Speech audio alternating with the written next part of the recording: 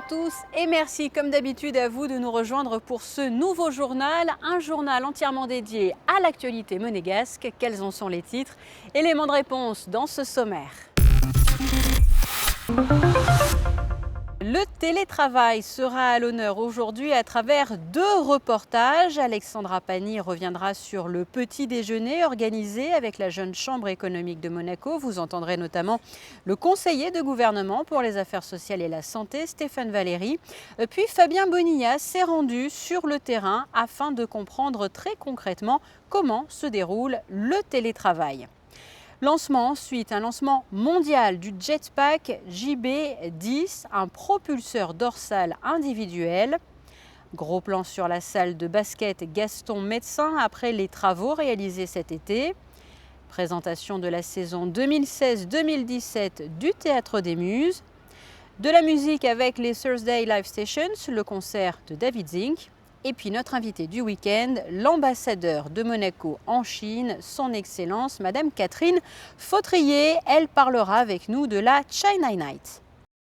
Je vous le disais, ouvrons cette édition avec un sujet dont il est question depuis plusieurs mois, le télétravail. Un petit déjeuner sur ce thème était organisé par la Jeune Chambre économique. L'occasion pour Stéphane Valéry de présenter le télétravail en principauté. Alexandra Pani. Rendez-vous matinal pour les adhérents de la Jeune Chambre économique de Monaco. Régulièrement, cette organisation monégasque propose des petits déjeuners conférences sur des grands thèmes d'actualité. Et pour cette rentrée, il leur a semblé évident de revenir sur le télétravail. Ce qui est difficile dans une entreprise comme dans la société, c'est l'adaptation au changement. Et là, la difficulté aujourd'hui qu'on s'aperçoit, c'est que ce ne sont plus les salariés, là, puisque eux sont prêts à le faire. Et je pense les chefs d'entreprise. Parce qu'aujourd'hui, ils ne connaissent pas toute la mise en œuvre. Donc ça, c'est cette partie-là, je crois, qui est importante. Il y a un côté confiance aussi, puisqu'il y a le management qu'on fait à distance. Il y a la mise en œuvre technique aussi, toutes les installations. Donc aujourd'hui, je pense que les chefs d'entreprise ont besoin de se rassurer avec ces événements pour, espérons-le, d'ici fin d'année, voire début d'année prochaine, lancer le télétravail pour un maximum des collaborateurs et pour développer leur entreprise. La loi relative au télétravail a été votée à l'unanimité le 29 juin dernier. Depuis le début du mois de septembre, les employés de la principauté peuvent donc prétendre à cette nouvelle mesure. Dans ce cadre-là, les télétravailleurs devront tout de même être présents au moins un tiers du temps dans les locaux de la société, afin notamment de participer à la vie sociale de l'entreprise. Nous en sommes maintenant vraiment à la réalisation concrète. Nous voulons aider, simplifier la mise en place pour les chefs d'entreprise et les salariés.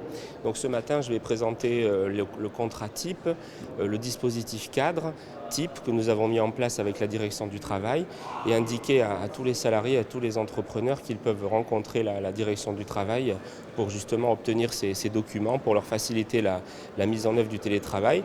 Ça démarre très fort. Donc plus de 20 entreprises ont déjà manifesté leur intérêt pour créer des emplois en télétravail. Dès la semaine prochaine, des brochures seront distribuées à tous les entrepreneurs de la principauté pour mieux se renseigner sur ce nouvel outil. Voilà, vous venez de l'entendre dans ce reportage, parmi les entreprises qui proposent désormais et qui appliquent le télétravail, figure Monaco Télécom. C'est justement du côté de cette entreprise que Fabien Bonilla s'est rendu afin de comprendre très concrètement comment se déroule ce nouveau système. Monaco Télécom a été l'une des premières entreprises de la principauté à proposer le télétravail à certains de ses employés. Un jour par semaine pour le moment, peut-être 2 jours à terme, jour où l'on ne va pas au bureau mais où l'on peut travailler directement de chez soi. Le télétravail pour nous c'est une idée qu'on a depuis longtemps. C'est un peu une conquête, on va dire, sociale qu'on a réalisée tous ensemble parce que tout le monde en avait très envie. C'était d'ailleurs ce qui ressortait dans toutes les consultations qu'on faisait en premier dans les attentes des collaborateurs. Aujourd'hui, en fait, on a travaillé sur les postes éligibles. Donc, on a regardé les personnes qui avaient soit les outils et soit la possibilité par rapport à leur métier de faire leur activité ou leur mission en dehors du bureau. Donc clairement, les métiers d'installation, dépannage, de vente en boutique ne sont pas éligibles. À part ces métiers-là, dans l'entreprise, l'ensemble des métiers est éligible. Donc je pense qu'il y aura à peu près à terme une centaine de personnes chez Monaco Télécom qui pourra bénéficier du télétravail. Aujourd'hui, on est à une quarantaine. Et parmi cette quarantaine d'employés, Laure Fagard, voici son lieu de travail les vendredis, son salon. Ce jour-là, elle n'est pas obligée de parcourir les kilomètres qui la séparent de Monaco Télécom, sachant qu'elle habite à Villeneuve-Loubet. Oui, bonjour Pierre, tu vas bien ? Je t'appelle par rapport aux assises de la sécurité. Je voulais savoir si tu pouvais m'en dire plus. C'est vraiment une amélioration de la qualité de vie. Pour moi, c'est éviter les transports, principalement, puisque j'ai par jour 2h30 pour aller sur Monaco, habitant Villeneuve-Loubet. Donc c'est à la fois un gain de temps, mais puis également en fait, moins de stress, moins de fatigue, puisque comme on sait qu'avec la SNCF, on peut avoir des surprises, et principalement des retards, des grèves. Donc ces jours-là, on n'est pas stressé et on travaille de manière très tranquille. Comment se déroule cette journée ici ? Comment vous procédez ? Comment vous organisez votre travail ? Donc en fait, je m'installe donc à mon bureau avec l'ensemble des outils. On m'a fourni donc un PC, une connexion IP. J'ai l'accès au réseau et accès aux mails comme si j'étais au bureau à Monaco. Le télétravail en principauté a suscité quelques craintes. La surcharge de travail à la maison pour un employé ou au contraire profiter de cette journée à la maison pour se reposer. Autrement dit, le traditionnel verre à moitié plein ou à moitié vide. Il y a beaucoup de fantasmes autour du télétravail. Globalement, certains pensent que du coup les salariés vont travailler tout le temps et certains pensent que les salariés vont plus travailler du tout. Je pense qu'il faut... la surcharge de travail, elle est liée au travail lui-même. Si quelqu'un se retrouve à un moment dans une situation professionnelle où il est en surcharge de travail, c'est pas parce qu'il est en télétravail que ça va changer quoi que ce soit. Si quelqu'un, au contraire, se retrouve dans une situation où il utilise le télétravail comme des jours de congé, c'est qu'il y a un problème c'est qu'il y a un problème de confiance, c'est qu'il y a un problème de comportement, c'est qu'il y a un problème d'autonomie et c'est qu'il y a un problème de charge de travail, justement. Donc, en fait, le télétravail, il ne change pas ces fondamentaux-là. Est-ce que vous avez remarqué qu'en termes d'heures, ça ne change rien ? Vous en faites beaucoup plus, vous en faites beaucoup moins ? Qu'est-ce que ça change ? Alors il faut se tenir à des horaires. Et pour moi, ça ne change pas grand-chose. Je suis à 8h30, 9h au poste, comme si j'étais sur Monaco. Et puis, par contre, ce qui change, c'est qu'en effet, je peux le soir me permettre d'aller récupérer mes enfants à 18h à la sortie de l'école. Et donc ça, c'est important aussi, puisque c'est quelque chose que je ne fais pas les autres jours de la semaine. Entre Monaco Télécom et l'OR, c'est une question de confiance. Elle doit à chaque fois remplir une fiche d'autodéclaration avec son nombre d'heures travaillées. En résumé, le télétravail laisse imaginer une meilleure qualité de vie pour l'employé, moins de temps passé dans les embouteillages, une économie financière entre l'essence et les péages, mais aussi moins d'émanation de CO2. Autre avantage, le télétravail pourrait créer des milliers d'emplois, c'est l'objectif en tout cas. Ce serait une des solutions au développement économique du pays qui souffre de son manque d'espace. Il s'agissait d'une première mondiale, la présentation du Jetpack 10e édition. Du côté non loin d'ici de l'héliport, Alexandra Pani, Orazio Gaggino et Eric Pocoy vous présentent cet objet insolite qui sait, permettra peut-être au commun des mortels de voler un jour.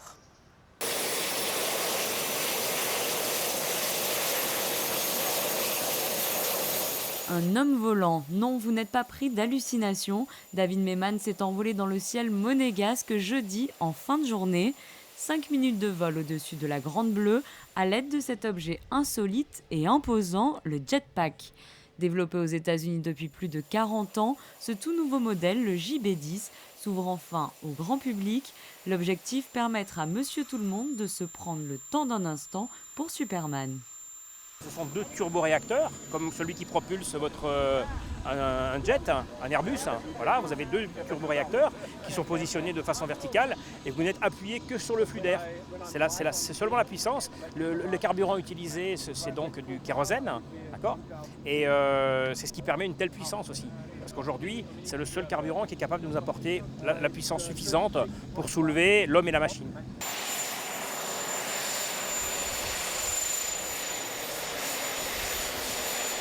D'un signe de la main, David salue le public. Avec lui, le pilotage d'un jetpack semble d'une simplicité déconcertante. Le pilote australien âgé de 53 ans n'est autre que le directeur général de la firme qui a développé cette impressionnante machine volante, une création tout droit sortie de son esprit. Je me suis entraîné sur l'ancien modèle pendant 10 ans, mais j'ai appris à piloter celui-ci en 1 semaine. C'est vraiment très simple. L'équilibre est assez naturel, c'est comme faire du vélo. Ce qui est plus difficile, c'est d'apprendre à maîtriser la hauteur. Vous devez comprendre à quelle hauteur vous vous trouvez et je n'ai aucun instrument pour cela. C'est juste en regardant le sol. Et concernant la vitesse ? La vitesse, c'est toujours sympa, donc vous voulez toujours aller plus vite. Une fois la surprise passée, la question de la sécurité se pose. Personne n'est à l'abri d'un ennui mécanique et pour cela, une réponse simple. On est en train de terminer les derniers tests du parachute. Aujourd'hui, on est sur un système qui va, un système de parachute totalement automatique. En cas de problème sur un réacteur, vous aurez, en 1/10 de seconde, vous aurez un parachute qui va s'ouvrir. Une technologie supplémentaire, opérationnelle dès le mois de janvier et qui viendra équiper toutes les prochaines commandes, puisque depuis ce jeudi, le produit est disponible pour le grand public. Nous devons former les personnes intéressées, elles nous préviennent qu'elles souhaitent apprendre à voler et nous avons à leur disposition une installation adaptée en Europe ou aux États-Unis. Nous leur apprenons donc comment piloter et s'ils apprécient, ils peuvent l'acheter. Il faudra tout de même débourser la modique somme de 250 000 € hors taxe, sans compter la formation d'1 mois environ. Mais nombreux seront ceux prêts à mettre le prix pour réaliser un rêve d'enfant, voler comme un oiseau. Voilà, et si cela vous intéresse, sachez-le, une dernière démonstration de ce jetpack aura lieu ce samedi dès 17h à l'héliport de Fontvieille.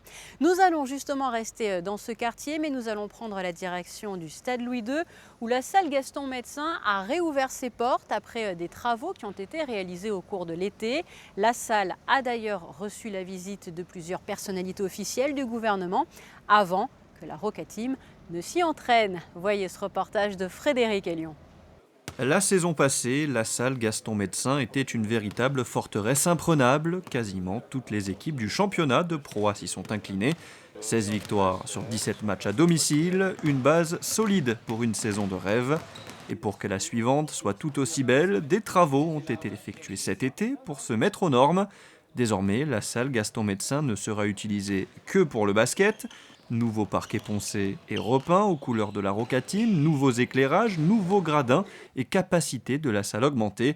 La visite officielle de la salle rénovée jeudi a aussi permis de découvrir le hall d'entrée réaménagé avec un nouvel éclairage, une nouvelle signalétique pour l'accès aux tribunes. Les joueurs de la Roca Team se sont aussi entraînés pour la première fois dans leur nouvelle salle. La salle Gaston Médecin 2.0, on se sent un peu plus à Monaco. C'est comme j'ai dit tout à l'heure, l'an dernier il y avait toutes les couleurs sauf du rouge et du blanc. Donc là ça fait un peu plus Monaco, ça représente plus le club. On se sent un peu plus à la maison, on va dire.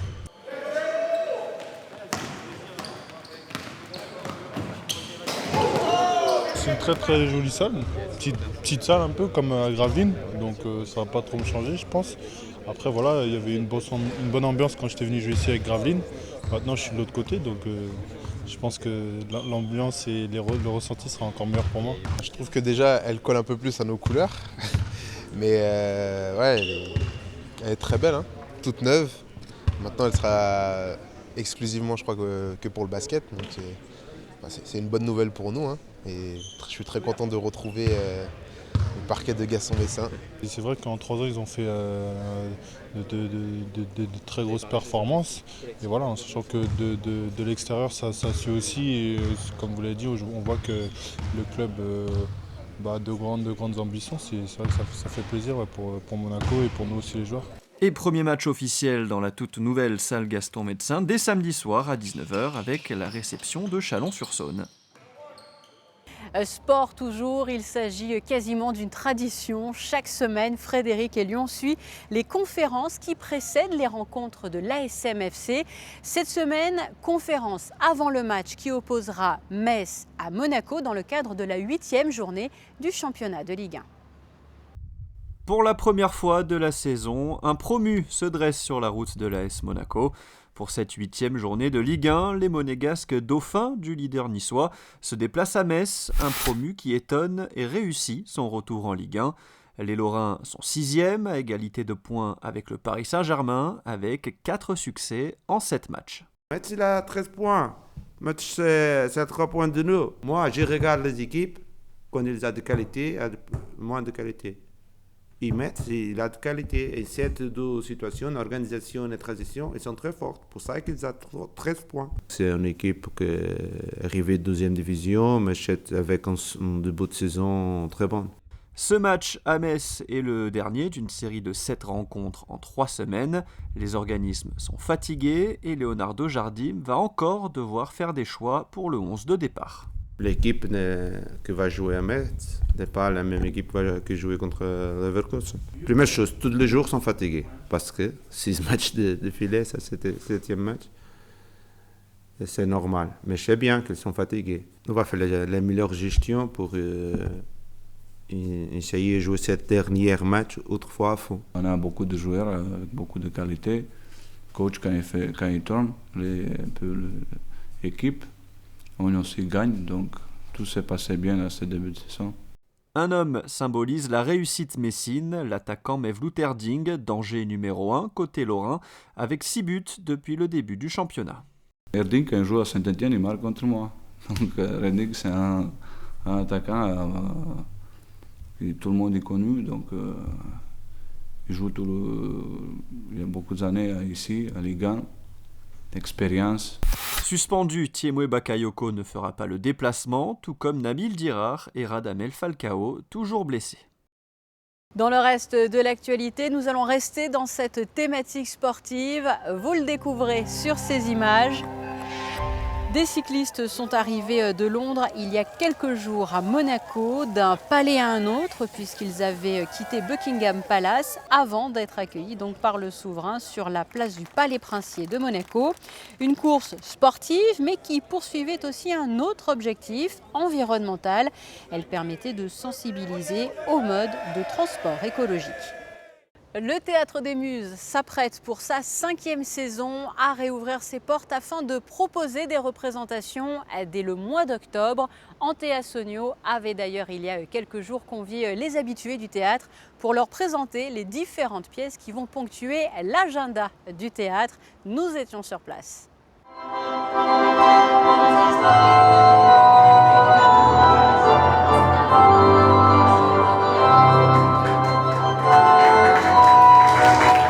Sa passion pour le théâtre est contagieuse. Lorsqu'Antea Sonio évoque le programme de cette année 2016-2017, elle ne se contente pas de le lire, mais justifie et explique ses choix dans une joie de vivre bien transmissible. De Shakespeare à Guitry en passant par Molière et Beaumarchais, plusieurs auteurs seront à l'honneur.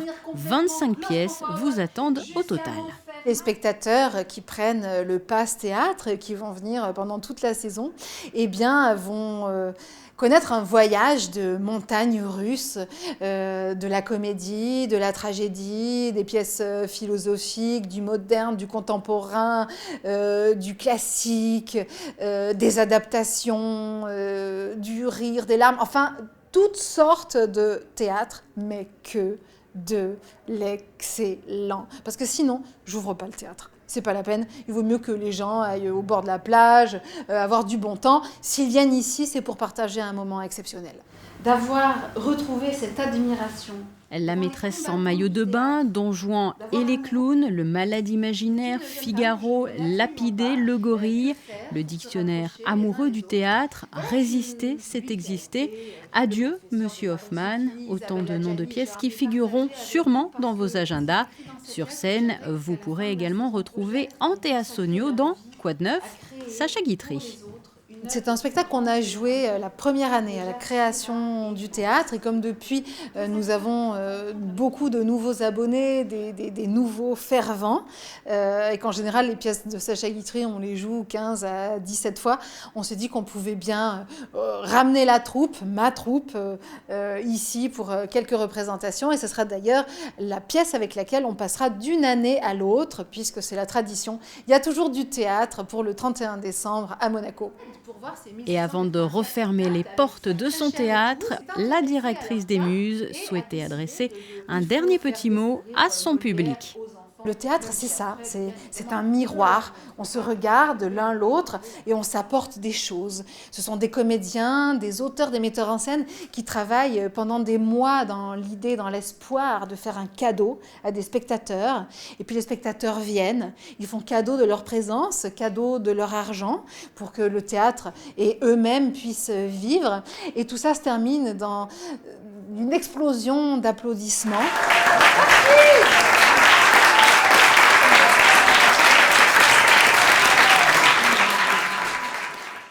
Et après le théâtre, place à de la musique avec les Thursday Live Sessions qui ont repris au Grimaldi Forum.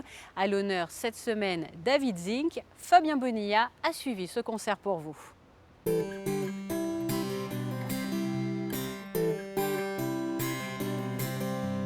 We caught fire in a hurricane. No one spoke of the love you gave. And one man's pocket is another man's grave. All that's left is a golden cage. Well, oh my days, carry me home on this peaceful way. Oh my, save my place, I'll be home when I see your face.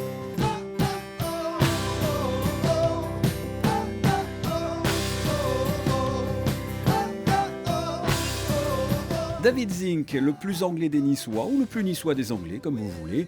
Ce songwriter vient du nord de l'Angleterre. Il a posé depuis quelque temps ses bagages et surtout sa vieille Gibson J50 à Nice.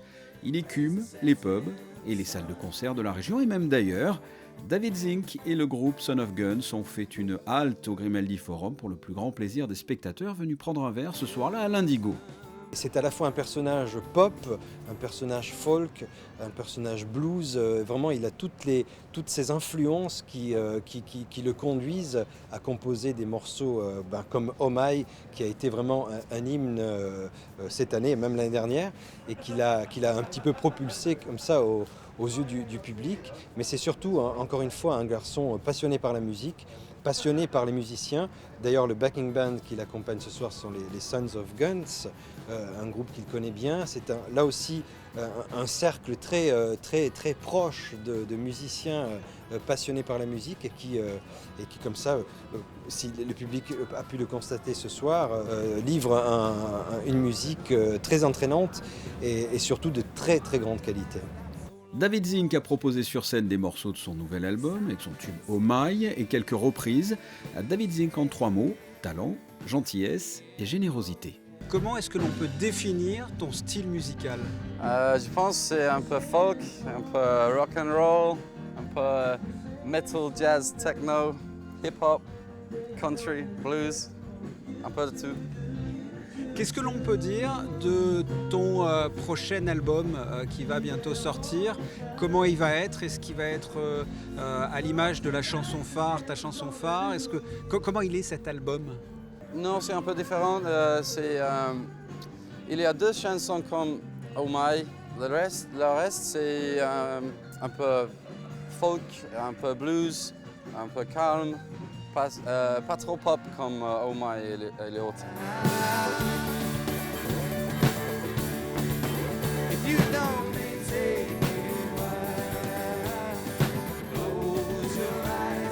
Les Thursday Live Sessions se poursuivent. Prochain rendez-vous jeudi 27 octobre avec Bombino, surnommé le Jimi Hendrix du désert.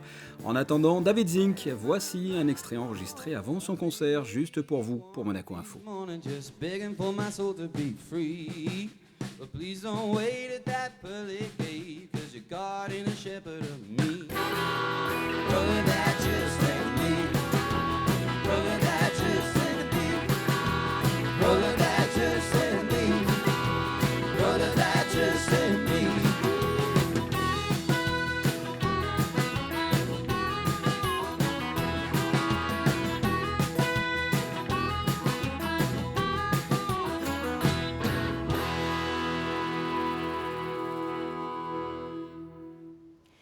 Depuis mercredi, nous vous faisons vivre sur Monaco Info à travers différents reportages le Monaco Yacht Show.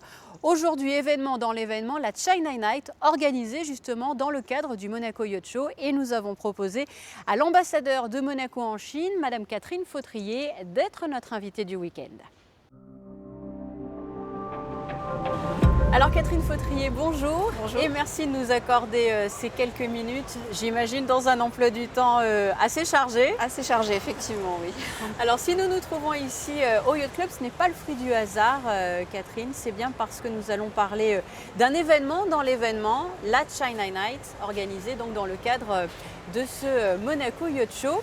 Ce n'est pas la première édition justement de cette China Night. Est-ce que vous pouvez un petit peu nous en rappeler le principe ? Alors le principe, en fait, c'est l'événement retour d'une semaine de promotion de Monaco qui se passe en Chine tous les ans, qui s'appelle la Monaco Week. Nous avons cette année effectué la 5e édition de la Monaco Week. Et donc on accueillera ce soir la 4e édition de la China Night. Donc c'est un petit peu le match retour de cet événement de promotion. Le but, si vous voulez, l'excuse, le prétexte, on va dire, c'est le Monaco Yacht Show. Lorsque nous faisons notre Monaco Week en Chine, nous mettons en avant la principauté, bien évidemment, mais au travers de cette manifestation absolument magnifique qu'est le Monaco Yacht Show. Et c'est vrai que ce secteur étant en plein démarrage, en pleine évolution au niveau de la Chine, c'est une cible assez intéressante pour nous pour effectuer la promotion de la principauté. Et là, à ce moment-là, au cours de cette soirée, plusieurs entités sont aussi présentes, peut-être comme le Monaco Economic Board ou la direction du tourisme, pour justement parler de toutes les spécificités de Monaco. Tout à fait. Cette soirée est organisée avec les mêmes partenaires qui font partie de l'équipe de la Monaco Week en Chine. Donc on a évidemment le Monaco Yacht Show, le Monaco Yacht Club, le MEB, bien entendu, la direction du tourisme et des congrès et la SBM qui participe à cet événement. La Fondation Albert II également, puisque nous avons rajouté un volet environnemental à cette promotion de Monaco. Donc voilà, c'est une équipe qui est bien rodée maintenant, qui fonctionne très bien et tous les ans, le succès est au rendez-vous, que ce soit en Chine ou à Monaco.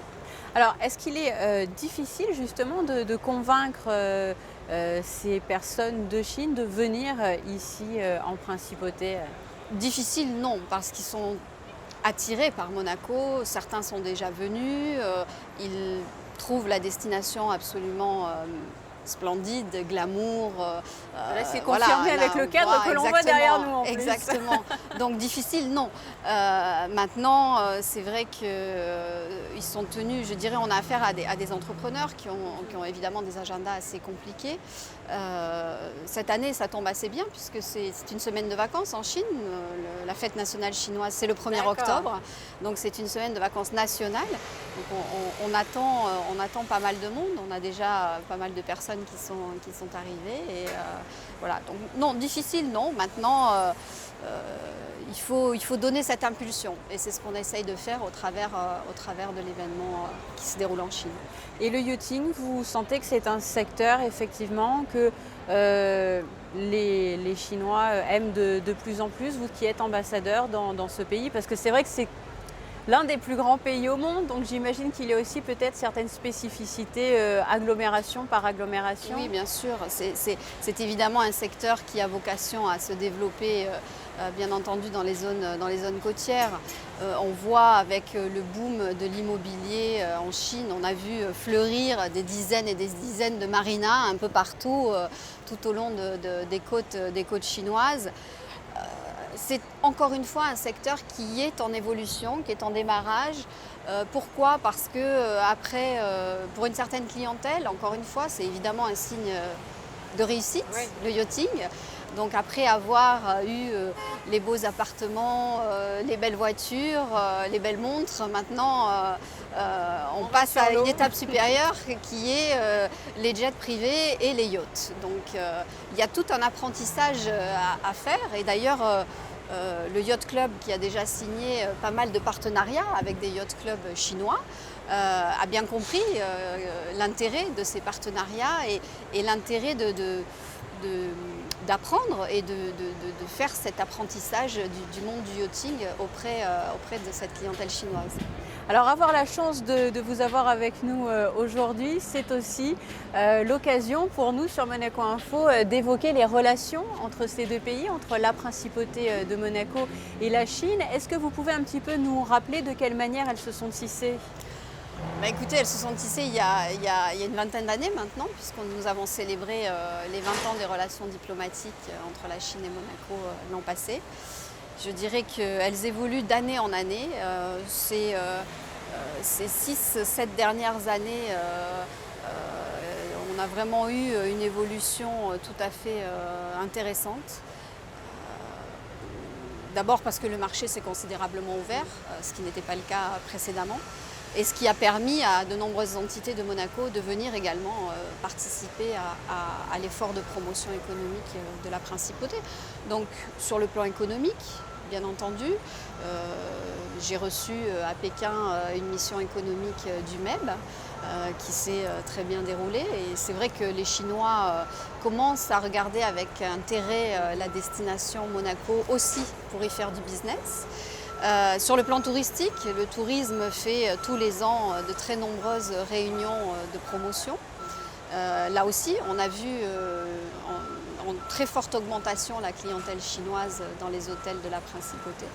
Et comme je le disais, sur le plan de la promotion, de la protection de l'environnement, puisqu'avec la Fondation Albert II, on a entamé un travail de fond, de communication, non seulement sur la Fondation, sur ses actions, mais aussi d'une manière un peu plus générale à l'égard de la population chinoise, sur l'intérêt commun de protéger l'environnement. On a cette année, par exemple, au mois de juillet, accueilli une magnifique exposition montée en commun avec le WWF Chine sur les espèces en danger. Donc c'était un petit challenge, j'avoue, parce que parler des rhinocéros, des tigres et des éléphants à des Chinois, c'est pas toujours évident. Mais on a vu l'intérêt que ça a pu représenter, et surtout le changement des mentalités auprès notamment des jeunes générations qui sont très sensibles à ce discours et qui ont reçu cette exposition avec beaucoup d'intérêt. Merci beaucoup de nous avoir accordé ces instants. Bonne China Night. Merci. Et puis bons événements tout au long de l'année, organisés, donc on le rappelle, avec le Yacht Club de Monaco, le Monaco Yacht Show, la Fondation Prince Albert II, le Monaco Economic Board et la direction du tourisme et la des congrès. direction du tourisme. Encore merci. Merci beaucoup. Et la compagnie des ballets de Monte-Carlo s'apprête, elle aussi, à s'envoler pour la Chine à l'occasion de différentes représentations. Je vous propose à présent de passer à vos effets du ciel pour les jours à venir que vous réserve la météo des premiers jours d'octobre. C'est ce que nous allons voir en images. Société Générale Private Banking vous présente la météo.